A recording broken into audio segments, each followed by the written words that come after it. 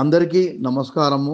SC ST PO act 1989లో neglect of duties of public servant ఆ చట్టాన్ని అమలు పరచడానికి గల వివిధ పబ్లిక్ సర్వెంట్స్ వాళ్ళ యొక్క విధి నిర్వహణలో నిర్లక్ష్యం చేసిన లేదా రిఫ్యూజ్ చేసిన డ్యూటీ ఆ విధంగా చేయడానికి ఇక్కడ పబ్లిక్ సర్వెంట్స్ అంటే ఈ చట్టమును ఎఫెక్టివ్ గా నిర్వహించటంలో లేదా ఈ చట్టం కింద రూల్స్ ప్రకారము ఎఫెక్టివ్ గా నిర్వహించటకు పనిచేసే పబ్లిక్ సర్వెంట్స్ అందరూ ఇందులో వస్తారన్నమాట.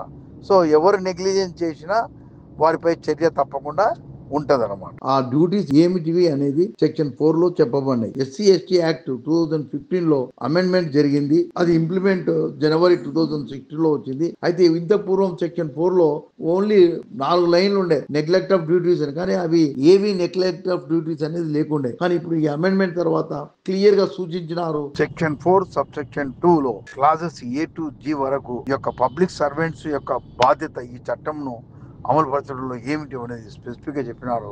దాంట్లో ఫస్ట్ ఎవరైనా ఇన్ఫర్మెంట్ పోలీస్ స్టేషన్కు వచ్చి SHOకు ఓరల్గా చెప్పినప్పుడు దాన్ని it should be reduce into writing and take his signature, and before that taking signature you should be red out the contents of the information given by him. అది important. తర్వాత FIR register అయినాక దాని యొక్క కాపీని ఇవ్వవలను. తర్వాత ఎఫ్ఐఆర్లో provisions అంటే నేరస్తులపైన సరైన ప్రొవిజన్స్ అంటే ఆ యొక్క సమాచారాన్ని అనుసరించి ఏమేమి అఫెన్స్ ఉంటే అలాంటి అఫెన్స్లు అన్ని దాంట్లో పెట్టవలను. Next furnish free of cost లో కాపీ ఇవ్వవలను. తర్వాత you have to record the statements of all the witnesses and victims. తర్వాత ఇన్వెస్టిగేషన్ అయిన తర్వాత చార్జ్ షీట్ స్పెషల్ కోర్టులో 60 రోజులు ఇవ్వవలను. తర్వాత correctly prepare and frame translate any document are electronic record. ఇది కూడా ఒక బాధ్యత. To perform any other duty specified under this act and rules that all should be done. తర్వాత విక్టిమ్ రైట్స్ అనేది section 15 A యాక్ట్లో ఉన్నాయి. ఆ రైట్స్లో కూడా ఆ విక్టిమ్కి సంబంధించిన రైట్స్ ఏమైనా ఉంటాయి అవి కూడా తెలియజేయవలను. చట్టం కింద రూల్స్, ఆ రూల్స్లో రూల్ 11 అండ్ సబ్ రూల్లో క్లాజెస్ ఉన్నవి. ఆ క్లాజెస్ కూడా అన్నింటినీ తెలియజేయాలంటే విక్టిమ్కి సంబంధించిన సమాచారాన్ని అంతా దాంట్లో ఏమేమి ఉన్నాయో చేయాలన్నమాట. అలాగే ఆడియో వీడియో రికార్డింగ్ చేయాలి ఆల్ ప్రొసీడింగ్స్. వీటి విషయంలో ఏదైనా నెగ్లిజెన్స్ చేసినామంటే తప్పకుండా ఈ will be held responsible punishable under section 4 of the act. తర్వాత నెంబర్ 2 ఫర్దర్ ఇన్వెస్టిగేషన్ కోసం సుపీరియర్ ఆఫీసర్ అంటే డిఎస్పీ గారికి ఇవ్వవలేను. అవసరమైతే బాధితునికి రక్షణ కూడా ఇవ్వవలేను. మరియు అంటే ఆ కేసు యొక్క పరిస్థితిని బట్టి ప్రొటెక్షన్ కూడా ఇవ్వవలసి వస్తుంది. తర్వాత కాంపెన్సేషను, తర్వాత రిహాబిలిటేషన్ సంబంధించిన విషయాలు ఏమైనా ఉంటే అవి కూడా తక్షణమే ప్రొవైడ్ చేయవలను. నేర నిరోధక చర్యలు అంటే దీంట్లో సెక్షన్ 17లో ఉన్నాయి. That is binding over. మనం 107, 108, 109, 110 CRPC ఏ విధంగా ఇస్తామో బైండ్ ఓవర్ ప్రొసీడింగ్స్ కూడా ఇనిషియేట్ చేయవలను. ఇంతేకాకుండా సెక్షన్ 15Aలో ఈ యొక్క విక్టిమ్కు ఏమేమి రైట్స్ ఉన్నావో అవి కూడా ఎక్స్ప్లెయిన్ చేసి చెప్పాలా. అంటే ఎట్లా, ఇప్పుడు నీకు చెప్పాలి, మీకు అవసరమైతే ఎప్పుడు అవసరం ఉందంటే అప్పుడు మీరు వచ్చి ఈ కేసు స్టేజ్ని తెలుసుకోవచ్చు.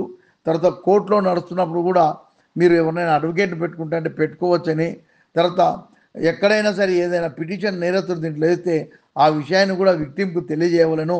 ఈ విధంగా చాలా నిబంధనలు అంటే హక్కులను గాయపరిచినారు అండర్ సెక్షన్ 15A.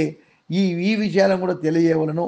తర్వాత దర్యాప్తును 60 రోజుల లోపల కంప్లీట్ చేయవలనని చెప్పబడింది. సో వీటికి సంబంధించి ఏదైనా నిర్లక్ష్యం చేస్తే అది పబ్లిక్ సర్వెంట్ యొక్క నిర్లక్ష్యం చర్యలు అని చెప్పబడతారు. ఎందుకంటే దీనిలో పోలీసే కాకుండా రెవెన్యూ అథారిటీస్ కూడా ఉంది. కాంపెన్సేషన్ పే చేయడము, సీన్ను విజిట్ చేయడము, రకరకాలుగా. కనుక ఇది అందరి అధికారులకు వస్తుంది. ఎవరెవరి మీద ఈ బాధ్యత ఉందో ఆ బాధ్యతను సరిగా నిర్వహించకుంటే నెగ్లెక్ట్ ఆఫ్ డ్యూటీస్ కింద వస్తుంది. సెక్షన్ 4 కింద ప్రాసిక్యూషన్. దీనికి మినిమం 6 months ఇంప్రిజాన్మెంటు, మ్యాక్సిమం 1 year వరకు ఇంప్రిజాన్మెంటు ఉంది.